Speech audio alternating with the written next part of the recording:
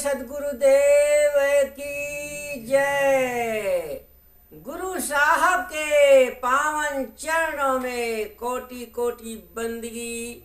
आए हुए सभी प्रेमी भक्तों को, हंसजनों को एवं माताओं बहनों को एवं सकल समाज को सुप्रभात बेला में सबको सादर बंदगी साहेब, बंदगी साहेब, बंदगी साहेब, बंदगी। आज की प्रस्तुति में सुनिए बहुत सुंदर कबीर भजन। मत कर मोह तू हरि भजन को मान रे, मत कर मोह तू हरि भजन को मान रे। हाँ, मत कर मोह तू हरि भजन को मान रे। देखिए सुनिए इस संसार सागर में मोह के बारे में कैसे जो है हरि के भजन में लगाते हैं और कैसे संसार से मोह का नाता तोड़ाते हैं। सुनिए बहुत सुंदर अर्थों के द्वारा इसे लौकिक और पारलौकिक से इसका जो है वर्णन किया जाएगा, जो बहुत ही ज्ञानवर्धक होगा। हाँ, तो सुनिए पहले कबीर भजन, फिर इसका सुंदर अर्थों के द्वारा अर्थ सुने। अरे मत कर मोह तू हरि भजन को मान रे, हरि भजन को मान रे, हरि भजन को मान रे। मत कर तू मोह, और मत कर मोह तू हरि भजन को मान रे। नयन दिए दर्शन करने को, नयन दिए दर्शन करने को, श्रवण दिए सुन ज्ञान रे, हरि भजन को मान रे। मत कर मोह तू हरि भजन को मान रे। बंधन दिए गुरु गुण गाने को, बंधन दिए गुरु गुण गाने को, हाथ दिए कर दान रे, हाथ दिए कर दान रे, हरि भजन को मान रे। मत कर मोह तू हरि भजन को मान रे। कहत कबीर सुनो भाई साधो, कहत कबीर सुनो भाई साधो, कंचन निपजत खान रे,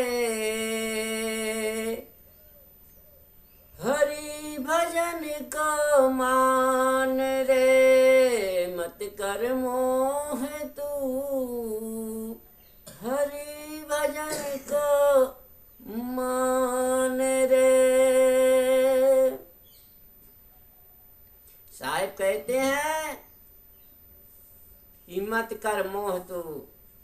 इस संसार सागर में संसारी से पीतड़ी सरे नए को काम, अदुग धामा दोनों गई माया मिले ना राम। तो सदगुरु कबीर साहब कहते हैं कि संसारी से मोह इतड़ी मत करो।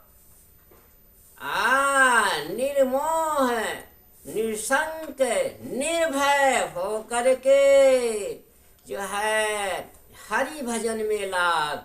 हरि भजन को में जब लागोगे और जब हृदय से मानोगे तो जीवन जो है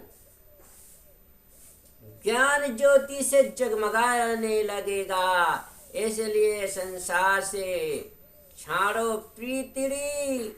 हाँ, यदि संसार से पीतड़ी लगी रहेगी तो ये जीवन का कारज नहीं सुधर पाएगा।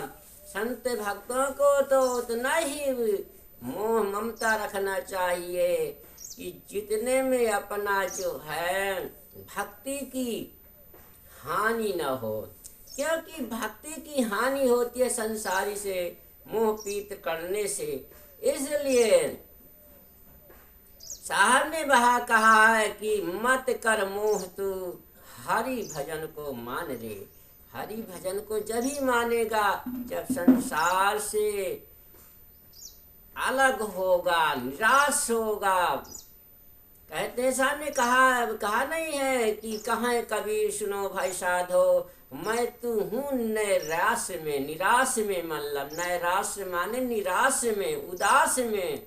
जब उदास हो करके, निराश हो करके तत्पर रहते हैं योगी लोग, साधना में तत्पर रहते हैं, तो हरि भजन में तभी जो हरि परमात्मा और आत्मा का मिलन होता है। इसलिए साहब ने कहा है कि हरि भजन में लाग रे, हरि भजन को मान रे, तभी जो है जीवन का सार्थक बनेगा।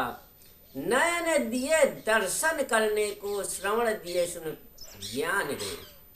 सद्गुरु कबीर साहब बताया है कि जो आप परमात्मा ने दो नेत्र दिया है, इस काया दिया है, सुंदर काया दिया है। काया में दो नेत्र भी लगे हैं, दो एक नाक भी लगा है, मुंह भी लगे हैं, दो कान भी लगे हैं। कितना सुंदर ये शरीर दिया है और नेत्र दिया है दर्शन करने को। इससे जो है महापुरुषों के, संत भक्तों के, अतिथियों के, मेहमानों के, अपने माता पिता के, सभी जीती जागती मूर्ति के दर्शन करो और उनसे ज्ञान लो। श्रवण दिए सुन ज्ञान रे। और जो कान दिया है वो शब्द सुनने के लिए दिया है। सत्य वाणी सुनो, सत्य वाणी से ही जीव का कल्याण होने वाला है। इसलिए साहब ने कहा है कि नयन दिए दर्शन करने को, श्रवण दिए सुन ज्ञान रे। अपने कानों से जो है सतगुरुओं का, महापुरुषों का ज्ञान सुनते रहो। हाँ, बदन दिए गुरु गुण गाने को, बदन दिए गुरु गुण गाने को, हाथ दिए कर दान रे। ये जो है शरीर, बदन माने शरीर जो आपको मिला है, पंचभौतिक शरीर मिला है, मानव चोला मिला है, ये माता पिता के बदौलत मिला है। यदि माता पिता ना होते तो ये जीवन न मिलता, ये शरीर न मिलता। तो इसलिए साहब ने कहा है कि संसार सागर में आकर के यदि मानव चोला मिला है, जन्म धारण किया है, तो गुरु का गुणानुवाद करो। गुरु की शरण लेकर के गुरु का ज्ञान गुणानुवाद करो, ज्ञान ध्यान करो, चिंतन करो, मतन मंथन करो और ये शुद्ध बुद्धि विवेक विचार से चलो। हाँ, हाथ दिए कर दान रे। ये हाथ जो मिला है परमात्मा ने दिया है तो दान करने के लिए दिया है, अच्छे कर्म करने के लिए दिया है। हाँ, ऐसे कोई जीव हिंसा नहीं करो, किसी को हाथों से काटो मारो, सताओ मत, नहीं तो कर्म फल बन जाएंगे, फिर इस संसारी में आना पड़ेगा। इसलिए हाथ दिए कर दान रे। ये दान करने के लिए, उपकार करने के लिए मानव चोला शरीर मिला है, और इन हाथों से जो है दान करो, उपकार करो, सेवा करो, अच्छे कर्म करो। हाँ कहत कबीर सुनो भाई साधो, कंचन निपजत खान रे। कबीर साहब कहते हैं साधु, हे साधना पे रत रहो। कैसा पुकार कर कहते हैं, हे साधु संतो साधना रत रहो, कंचन निपजत खान रे। ये शरीर में फिर कंचन, जैसे सोना कंचन काया हो जाती है, इसी प्रकार शरीर भी कंचन निर्मल पवित्र हो जाता है। ये खान है, रत्नों की खान है शरीर ये, और इसमें आत्मा परमात्मा रूपी बैठे हुए हैं। और इसमें इस खान को समझो, तो जब अपनी खानी को, मानव खानी को जान जाओगे तो जीवन का सुधार हो जाएगा। बोलिए सद्गुरुदेव की जय।